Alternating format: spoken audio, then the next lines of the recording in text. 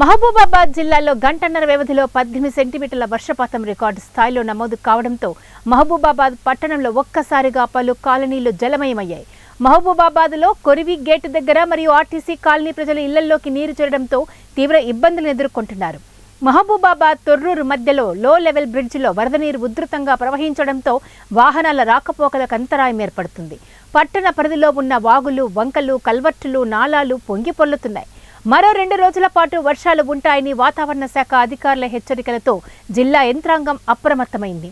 నిన్న రాత్రి నుండి మహబూబాబాద్, కేసముద్రం, నెల్లికుదురు, ఇనుగుర్తి తదితర మండలాల్లో వర్షానికి ప్రజలు ఇబ్బందులు పడ్డారు.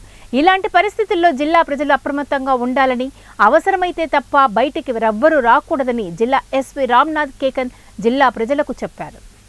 నుంచి ఫ్లో అవ్వడం వల్ల మాకు మధ్యరాత్రిలో పోయిన ఆదివారం 3 గంటలకి వాటర్ మొత్తం ఇల్లు నిండిపోయింది. సడన్ గా పిల్లలు కింద పడుకోవడం వల్ల మాకు తెలిసింది, కానీ లేదంటే కరెంటు వల్ల మేము చనిపోయే పరిస్థితి కూడా ఏర్పడింది ఆ రోజు. మరి చిన్న పిల్లలు ఉన్నారు. ఆ రోజు కూడా ఎలాంటి సహాయక చర్యలు మాకు ఏమీ కూడా అందలేదు. మొత్తం వాటర్ తో నిండిపోయి ఇంటి ముందు నుంచి మళ్ళీ నిన్న వచ్చిన వర్షానికి కూడా మళ్ళీ ఇంట్లోకి వాటర్ రావడం జరిగింది. ముందు నుంచి బాగా వాటర్ ఫ్లో అవుతుంది.